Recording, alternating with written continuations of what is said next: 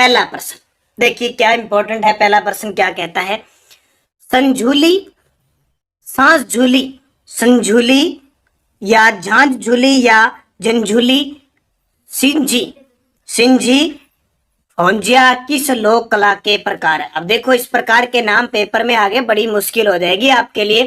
क्या है, सिंझी, सांझ झूली, संझूली, हाजिया किस लोक कला के प्रकार है। तो ये सारे के सारे किसके हैं, सांझी के। किसके हैं, सांझी के प्रकार है। अब ये सांझी क्या होता है आपको याद रखना है। सांझी दशहरे से पूर्व श्राद्ध पक्ष में बनाई जाती है। सांझी दशहरा होता है ना, दशहरा कब बनाया जाता है सबसे पहले, तो इसको याद रखना है। और ये होता है किसके लिए, ध्यान रखना, ये सांझी जो बनाई जाती है वो कुंवारी कन्याएं सफेद पुती दीवार पर 15 दिन तक, एक और याद रखना कितने दिन है, 15 दिन तक लगातार गोबर से उकेरती है, ये याद रखना, और उसका पूजन करती है। ये इसके उपनाम है। पूछे सांझी, सांझी दशहरे से पूर्व श्राद्ध पक्ष में बनाई जाती है, कुंवारी कन्याएं बनाती है, और दूसरा इनकी 15 दिन तक ये लगातार चलता है। सांझी को किसका रूप मानकर कन्याएं पूजन करती है, तो पार्वती का। किसका, पार्वती का रूप मानकर। आपने कभी सुना होगा छींच माता और छींक माता। देखो छींच माता है बांसवाड़ा की और छींक माता है जयपुर की। सांझी किस त्योहार से पूर्व श्राद्ध पक्ष में बनाया जाता है, तो यहाँ दीपावली नहीं है, दशहरा कर लेना, ठीक है। क्या है, दशहरे के पूर्व श्राद्ध पक्ष में बनाई जाती है, तो इसको आप याद रखना है। अगला प्रश्न, श्रवण कुमार के मांडने किस पर्व पर बनाए जाते हैं। अब मांडने आपको पता है दीवारों पर अलंकृत करके बनाए जाते हैं, घर की चौखट पर है, आंगन पे, चबूतरे पे, कहीं भी हो सकता है। अपने शॉर्टकट में कहते हैं कि मांडनो, क्या मांडनो, मांड लियो, चित्र बना लिया, मांडना। तो देखो श्रवण कुमार है ना, उसका जो चित्र बनाया जाता है, उसका जो मांडना बनाया जाता है वो रक्षाबंधन पर बनाया जाता है। कब, रक्षाबंधन पर बनाया जाता है। जैसे नॉर्मल है, जैसे गणगौर है, गणगौर पर तो एक मिठाई का जोड़ यानी गुणों का जोड़ है, घेवर है, लहरिया, ये इस प्रकार के बनाए जाते हैं, विशेष रूप से बनाए जाते हैं। तो ये आपको मुख्य याद रखना है। फिर भीलवाड़ा के शाहपुरा में किस जाति के जोशी चितेरों द्वारा फड़ चित्रण किया जाता है। अब शाहपुरा भीलवाड़ा में फड़ चित्रण, ये प्रश्न आता ही आता है। शाहपुरा भीलवाड़ा में राम सनेही संप्रदाय के द्वारा फूलडोल महोत्सव भी बनाया जाता है, ये भी आपको पता है। तो फड़ चित्रण किया जाता है कौन सी जाति है, छिप्पा। कौन सी जाति के द्वारा, छिप्पा जाति के द्वारा किया जाता है। याद रखना, भीलवाड़ा के शाहपुरा में छिप्पा जाति के जोशी चितेरों द्वारा फड़ चित्रण किया जाता है। फड़ समझ गए, कोई लोक देवी देवताओं की कपड़े के ऊपर जो चित्रांकन किया जाता है उनकी पूरी गाथा, जैसे पाबू जी, रामदेव जी अपने पढ़ते हैं ना। भीलवाड़ा के श्रीलाल जोशी का संबंध किस कला से है। भीलवाड़ा के श्रीलाल जोशी का संबंध किस कला से है, तो फड़ कला से है। अब इन्हें किस वर्ष पद्म श्री मिला, ये मुझे कमेंट करके बताना, क्योंकि मैं आगे इस क्वेश्चन का जवाब आपको दूंगा। देखते हैं कितने विद्यार्थी सही दे पाते हैं।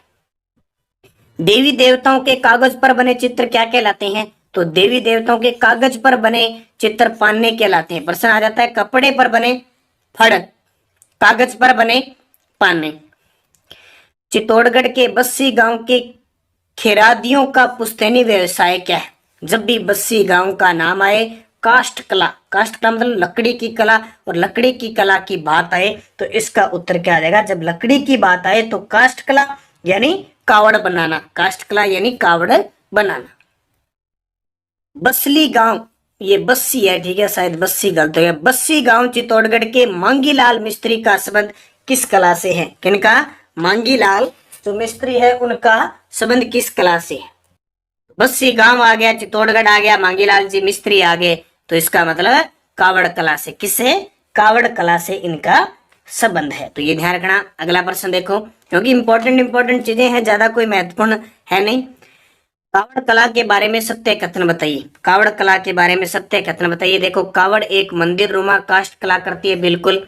इसके द्वारा द्वारों या कपाटों पर चित्र अंकित रहते हैं, बिल्कुल। कावड़ लाल रंग से रंगी जाती है, पॉइंट नोट कर लेना, कावड़ लाल रंग से रंगी जाती है। इसके ऊपर फिर काले रंग से पौराणिक कथाओं का चित्रांकन किया जाता है, यानी जो कावड़ होती है वो लाल रंग से पूरी रंगी जाती है और उसके ऊपर काले रंग से पौराणिक कथाओं के चित्रांकन किया जाता है। तो सभी सत्य है। गोड़लिया क्या है? गोड़लिया क्या है? तो गोड़लिया क्या है? पशुओं के शरीर पर निशान दागना। आपने देखा होगा कोई पशु है उसके किसी गर्म लोहे से या वार से निशान लगा दिया जाता है, उस पर अंकित कर दिया जाता है। पहले तो जाति विशेष धर्म के हिसाब से होता था ये पशु किसका है। अब जैसे कई बार अब तो बंद कर दिया ये सिस्टम, पहले होता था दाग लगा के छोड़ दिया जाता था और वो सार्वजनिक हो जाता था, ठीक है, पूरे सामुदायिक समूह का हो जाता था। तो वो दाग लगाना पशुओं के शरीर पर गोड़लिया होता है। बांस की पतली पतली खपचियों को धागे से बांधकर चिकनी मिट्टी से बनाई जाने वाली व्हील किस जिले में प्रचलित है? बांस की पतली पतली खपचियों को धागे से बांधकर पूरों को बांध लिया जाता है रस्सी से, धागे से, फिर चिकनी मिट्टी से बांध लिया जाता है, उसे व्हील कहते हैं और ये जैसलमेर साइड में प्रसिद्ध है, ज्यादा प्रचलन में। देखो अब लगातार तो आधुनिक तरीका सिस्टम चेंज होता जा रहा है और लगातार आपको होता है प्रधानमंत्री आवास योजना है, तो ये आवास मकान है सारे पक्के बन रहे हैं, ये सिस्टम अब धीरे धीरे पीछे छूटता जा रहा है। तो इनके बारे में बहुत कम पता होता है, बहुत कम सारी चीजें होती है। तो बांस के घर होते हैं, कच्चे घर होते हैं, उनके ऊपर लकड़ियां बांध बांध के गठरे लगा लगा के ऐसे लगाया जाता है। तो इस प्रकार की बहुत सारी पहले कुछ समय में होती थी जब इनका प्रचलन, अब जो ईंटों वगैरह का प्रचलन नहीं था, कच्ची ईंटों का और घास फूस से जो छतें बनाई जाती थी। सिंहासन बत्तीसी पृथ्वीराज संयोगिता व अमर सिंह राठौड़ खेलों का प्रचलन है। सिंहासन बत्तीसी पृथ्वीराज संयोगिता और अमर सिंह राठौड़ खेलों का प्रचलन किसमें? कठपुतली में खेले जाते हैं। पृथ्वीराज संयोगिता की कठपुतलियां पहले देखियो कि स्कूल के अंदर छोटी छोटी कठपुतलियां ऐसे तागों के अंदर एक दूसरे से खिलाया जाता था, ऐसे इधर खिला दिया। ये कठपुतली का प्रचलन अपने किसकी शुरुआत के द्वारा किया गया? देवीलाल सामर के द्वारा, जिन्होंने 1952 में लोक कला मंडल उदयपुर की स्थापना की थी। अमर सिंह राठौड़ के खेल के बारे में, सिंहासन बत्तीसी, इनके बारे में जब छोटे होते थे याद रखो। आज जो जिनका जन्म 1992, 1990, 1985, वो अब ये 2010 वाले हैं, जिनका 2008 में जन्म है, 2002 में, ये यहाँ तो लगभग खत्म हो चुका था। ये जो 1990 के, 1985 के, 1993 के बैच के है ना, जितने भी ये 95 तक के, या उस समय स्कूलों के अंदर जो चौथी पांचवी में पढ़ते थे ना, तो कठपुतली वाले आया करते थे। अब तो कठपुतली मोबाइल ही बन चुके हैं सारे, अब तो कठपुतली खुद हम मोबाइल के गुलाम हो चुके हैं। तो उस समय ये कठपुतली का प्रचलन था। 1965 में किस देश में आयोजित तृतीय अंतर्राष्ट्रीय कठपुतली समारोह में उदयपुर के भारतीय लोक कला मंडल के कलाकारों ने राजस्थान की इस कला में विश्व में प्रथम पुरस्कार प्राप्त किया था? तो वो कहाँ पे? रोमानिया में हुआ था। कहाँ पे? रोमानिया के अंदर हुआ था। तो रोमानिया में हुआ, वहां पे राजस्थान के कलाकार प्रथम स्थान पे आए और एक बहुत ही बड़ी बात थी विश्व स्तर पर। तो वहां से ये कठपुतली का और प्रचलन बढ़ गया 1965 के अंदर। भारतीय लोक कला मंडल की स्थापना 1952 में कहाँ हुई? भारतीय लोक कला मंडल की स्थापना 1952 में कहाँ हुई? ये प्रश्न आपको मिलता है उदयपुर के अंदर। और किसने की? देवीलाल सामर। सारिया का संबंध क्या है? अब ये प्रश्न देखो, ये छोटा सा ही है क्योंकि इसका पहला पार्ट में चित्रकला के 90 प्रश्न आपको दे चुका हूं, दूसरा पार्ट छोटा सा ही है। इसके पीछे प्रश्न दे रखे हैं वस्तुनिष्ठ। देखो वस्तुनिष्ठ, अति लघु जातक। सारिया का संबंध किससे है? तो सारिया का संबंध है गोदाना। गोदना होती है ना, गोदना, जो महिलाएं क्या करती है, गोदना गुदवाना होता है ना, वो किस प्रकार की होती है? सारिया उसको कहते हैं जो आंखों की तीर के समान, आंखों को तीर के समान पेनी दर्शाने हेतु नीचे की पलक के साथ जो सारिया गुदवाना होता है, ये ध्यान रखना। सांझी पूजा कितने दिनों तक चलती है? तो ये 15 दिन चलती है। मैंने आपको पहले बता दिया, दशहरे से पूर्व श्राद्ध पक्ष में 15 दिन चलती है। कुंवारी कन्या पूजन करती है, सांझी पूजन, बस याद रखना। फिर देखो, जब कोई तीर्थ यात्रा करके सकुशल घर लौट आता है तो इस खुशी में किस लोक कला को अपनाया जाता है? तो उसको कहते हैं पथवारी। यानी पथवारी, घर के बाहर जो कोना होता है वहां पे पूजन होता है, उसको कहते हैं पुष्कर पेड़ी। पुष्कर पेड़ी और पथवारी पेपर में आ जाएगा। पथवारी तो आपने पढ़ा है पूजन, लेकिन पुष्कर पेड़ी याद रखना। और जो सेकंड ग्रेड के विद्यार्थी है ना, खास करके याद रख लेना, ये जो पुस्तक चल रही है, इस पुस्तक के सारे वीडियो आपको देखने हैं। टेस्ट सीरीज आपको नानक क्लासेज ऐप में लेनी है। आपका जो प्रथम प्रश्न पत्र है ना, रीट सीएटी, ये तो है ही है। ये सेकंड ग्रेड वाले विद्यार्थी देखना, ये जो मैं आपको वीडियो में क्वेश्चन करवा रहा हूँ, ऐप में टेस्ट दे रहा हूँ ना, आपको एक भी प्रश्न आपके टॉपिक के हिसाब से बाहर निकलेगा। जो आपका टॉपिक है ना, उसको पढ़ लेना, और वहां पे आपको देखो सीधे सीधे सेटों में प्रश्न मिलेगा। फर्स्ट ग्रेड में सारे कक्षा 10 की पुस्तक से आए हैं सारे के सारे। और वैसे आप पुस्तक पढ़ोगे ना, पूरी थ्योरी आपके दिमाग में पढ़ तो लोगे, आपके याद नहीं रहेगा, लेकिन मैं यहाँ पे एक एक लाइन से आपको क्वेश्चन दे रहा हूँ। तो इसको कहते हैं पुष्कर पेड़ी और पतवारी, ए व बी दोनों ही हैं। ग्रामीण अंचल में कोठियां किस उपयोग में आती थी? तो हम पढ़ते हैं ना, गोरे व कोठ, कोठियां अन्न के भंडार के लिए होती थी ज्यादातर, तो भंडारण हेतु इनका उपयोग किया जाता था। सोजत पाली किसके लिए प्रसिद्ध है, जिसे 16वां जीआई टैग दिया गया? वर्तमान में अपने राजस्थान के अंदर 16 ऐसे उत्पाद हो गए लोगों सहित जिनको जीआई टैग दिया जा चुका है, और 16वां बना है सोजत की मेहंदी। सोजत की मेहंदी, मेहंदी आपको पता ही है। अब मुझे कमेंट करके बता दो, ऐसी कौन सी जाति है जो विवाह के बाद विवाह पर भी मेहंदी नहीं लगाती महिलाएं? वो एक जाति है, वो आप मुझे कमेंट करके बताना। बाकी तो सारे मेहंदी लगाने के शौकीन है। कई कई जगह पुरुष भी बड़े मेहंदी लगाते हैं, पैरों पैर लगा लेते हैं ना कई जगह। तो छोटे होते थे बच्चे भी लगा लेते हैं, कई बार मम्मी पापा, मम्मी लगाती है तब बच्चे भी लगा लेते हैं। लेकिन एक ऐसी जाति है जो मेहंदी लगाती भी नहीं है, वो बता देना मेरे को, आपके ध्यान में हो तो। तोड़ा, क्या तोड़ा? तोड़ा, जीवी, गोल्या, हिरनामी, मक्या, टकना किस अंग के आभूषण? अब कई प्रश्न रह गए थे आभूषण के, वो भी दे दिए। तोड़ा, जीवी, गोल्या, हीरा नामी, मक्या, टणका किस अंग के आभूषण है? तो ये है पैर के भी। किसके? पैर तोड़े, कहते ना तेरे पैर तोड़ दूंगा, तोड़ दूंगा, ये तोड़ है, जीते जी पैर तोड़ देंगे। जीवी, गोला, गोलिया, ठीक है, ये ध्यान रखना। गोला गोली, लप्पा लप्पी नाम सुना है ना, तो ये ध्यान रखना। टणका, टणका याद रखना। टखना, टकना, टणका बस याद रखना, पैर के हैं। अगला, अनंत किस अंग का आभूषण? स्टार लगा लेना इस क्वेश्चन को, कहीं ना कहीं टपक जाएगा। मैंने पीछे आपको वस्त्र आभूषण दे दिए और यहाँ कुछ दे रहा हूं, इससे बाहर कुछ नहीं है। अनंत किस अंग का आभूषण है? कौन सा अनंत? ये बाजू का है। किसका? बाजू। आंवला निम्न में से शरीर के किन अंगों का आभूषण है? अब अक्सर पढ़ते हैं आंवला सिर्फ पैर का है, लेकिन याद रखना आरबीएससी क्लास 10 की पुस्तक के अंदर जो चित्र बनाए हुए ना, 2-3 पैर के, हाथ के, गले के, उसमें हाथ पैर दोनों ही हैं। तो आंवला पैर आ जाए तो अच्छी बात है। 4 ऑप्शन अगर आ जाए ना, हाथ पैर कान नाक, तो आपको पैर करना है। अगर इस प्रकार पैर न दे के बार हाथ दे तो हाथ कर देना, ए व बी दोनों। असम्मिलित कीजिए लोक कला और संबंधित सामग्री। देखो जो पान्ने होते हैं, पान्ने वो किसके बने होते हैं? कागज पर चित्रकारी होती है, फड़ की कपड़े पर होती है, कावड़ की लकड़ी होती है, मांडना मिट्टी की नहीं होती, ध्यान रखना। धरातल के ऊपर मांडना रंगोली रंग से किया जाता है, तो सी उत्तर हो जाएगा।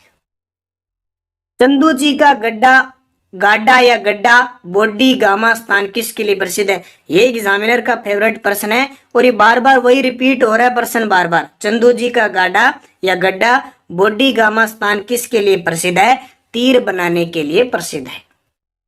मोती भारत किस जिले की पारंपरिक कढ़ाई का नाम है? अभी भाई ताजा ताजा आया, पता नहीं वनपाल में आया क्या, किस में आया है, पीटीआई में आया कि ऐसे कोई एग्जाम में आया है। मोती भारत किस जिले की पारंपरिक कढ़ाई का नाम है? जालोर।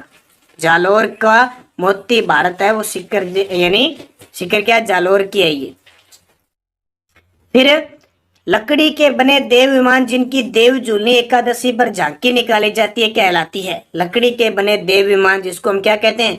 बेवान कहते हैं ना, और देव जूलनी एकादशी पर झांकी निकाली जाती है। अब ये सारे भाई मैं प्रश्न दे चुका हूँ, आपको ये क्यों पूछता हूँ? ताकि आपके दिमाग में रहे कि ये है कब बनाई जाती है। देव जूलनी एकादशी बताना मेरे को, अभी त्योहार में बता के गए हूँ आपको। देव जूलनी एकादशी, देव उठनी एकादशी, देव सैनी, ये याद रखना। राजसमंद जिले में स्थित मुलेला गांव किस लोक कला के लिए विख्यात है? तो मुलेला गांव मरने में मूर्ति कला यानी मिट्टी की मूर्ति कला के लिए, पक्की हुई मिट्टी के लिए, जिसको कहते हैं टेराकोटा के लिए प्रसिद्ध है। जोधपुर में पीने के पानी में कपड़े या चमड़े की एक परत को लपेटा जाता है, इन्हें क्या कहते हैं? तो बादले कहते हैं। बादला जोधपुर का प्रसिद्ध है, पानी ठंडा रखने के लिए यूज किया जाता है।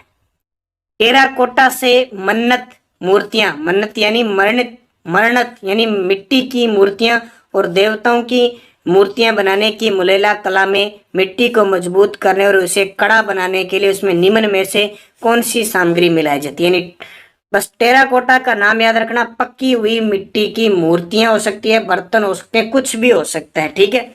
अब ये कैसे तैयार किया जाता है, इसमें क्या मिलाया जाता है मिट्टी के अंदर जो तैयार की जाती है? तो याद रखना, चावल की भूसी और गधे का गोबर, चावल की भूसी और गधे का गोबर मिलाया जाता है। कई बार तो गधा देखने को नहीं मिलता है, पर कई जगह है वह मिलाया जाता है। निम्नलिखित में से कौन सा शहर नर्मदा बनाने के लिए प्रसिद्ध है? कौन सा नर्मदा बनाने के लिए प्रसिद्ध है? ये फेवरेट है एग्जामिनर के प्रश्न और सीधे आपको एग्जाम में मिलने हैं। टोंक, नर्मदे टोंक। राजस्थान के संदर्भ में पचेवदा क्या है? राजस्थान के संदर्भ में पचेवदा क्या है? मोटी सूती सोल को पचेवदा कहते हैं।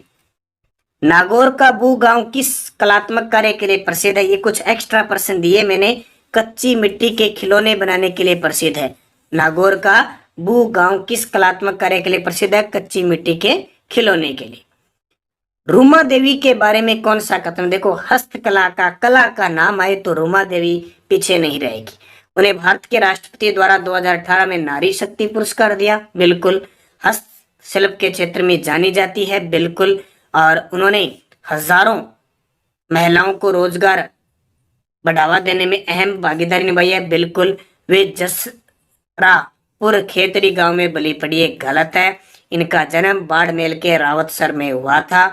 इन्हें बहुत सारे महाराणा अवार्ड दिया जा चुका है। दुबई के अंदर जमनालाल बजाज, जानकी देवी बजाज पुरस्कार इनसे सम्मानित किया जा चुका है।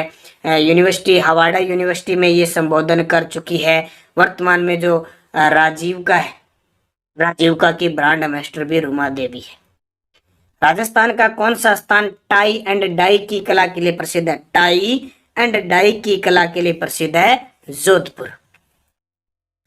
चुरामन, कालू कुमार, कृपाल सिंह शेखावत राजस्थान की निम्न लोक कलाओं में से किससे संबंधित है?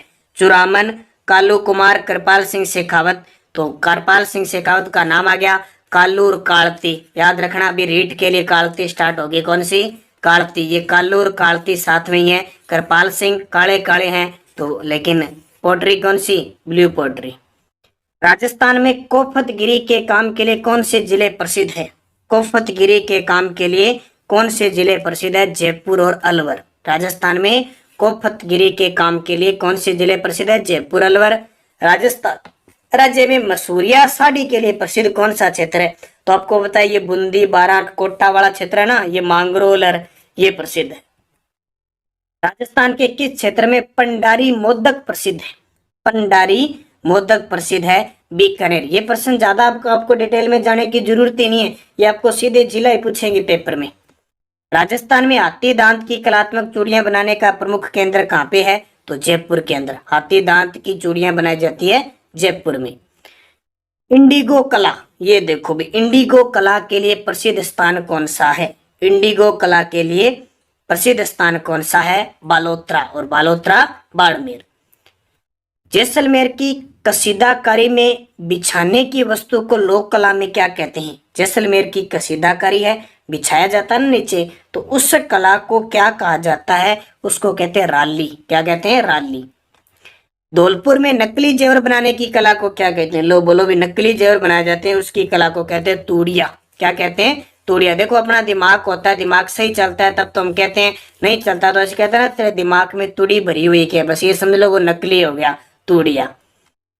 मूर्तियों व मंदिरों के अत्यधिक बाहुल्य के कारण बागड़ प्रदेश को मंदिरों का महाधाम कहा जाता है। इस क्षेत्र में मूर्तियां किस विशेष पत्थर की बनती हैं? मूर्तियों और मंदिरों के अत्यधिक कारण। तो आपको पता है बागड़ क्षेत्र की खासियत ये भी देखी होगी कि राजस्थान में सबसे ज्यादा त्योहार है ना, जो त्योहार त्योहार तो जयपुर में बनते हैं, मेले सबसे ज्यादा डूंगरपुर साइड बनते हैं। तो मूर्तियों और मंदिरों के अत्यधिक बाहुल्य के कारण बागड़ प्रदेश को मंदिरों का महाधाम कहते हैं। इस क्षेत्र में मूर्तियां वो किस विशेष से, तो परेवा पत्थर होता है उससे बनती है। फौलाद की वस्तुओं पर सोने के पतले तारों की जड़ाई को क्या कहते हैं? ये आ गया वो अभी मैंने पढ़ाया था, कोफतगिरी का काम। कौन सा? कोफतगिरी का काम, जो जयपुर अलवर की प्रसिद्ध है। फौलाद की वस्तुएं लोहे की होती है, तो वो गर्म की हुई। श्री लाल जोशी जिन्हें 2006 में पद्म श्री पुरस्कार मिला, वो किसके लिए जाने जाते हैं? आ गया प्रश्न। मैंने आपको बताया था ना कि श्री लाल जोशी के बारे में बताना, उन्हें 2006 में मिला, तो फड़ चित्रकारी। और जालोर का कौन सा गांव टेराकोटा के लिए प्रसिद्ध है, जहां मामा जी के घोड़े बनाए जाते हैं? मामा जी के घोड़े बनाए जाते हैं जालोर गांव के अंदर, हरजी गांव है जालोर। जिरोही, बाकला, गंदहा किस उद्योग के नाम है? यो लो अभी आया शायद, कौन से एग्जाम में है 2022 में। जिरोही, बाकला, गंदह, हाँ किस उद्योग के नाम है? झटपट्टी। झटपट्टी या जट सिरल झटपटनी गणित झटपट्टी। जयपुर में मीनाकारी की कला महाराजा मान सिंह द्वारा लाई गई, तो महाराजा मान सिंह तो अमेर से लाहौर से लाए थे। कौन सी? मीनाकारी। कुदरत सिंह का नाम याद है ना आपको। चांदी के आभूषणों की तारकसी के लिए राजस्थान का कौन सा स्थान प्रसिद्ध है? चांदी के आभूषणों की तारकसी के लिए राजस्थान का कौन सा स्थान प्रसिद्ध है? नाथद्वारा राजमहल। कृपाल सिंह शेखावत का संबंध राजस्थान की मिल्यू पोट्री से 1974 में इन्हें पद्मश्री मिला था।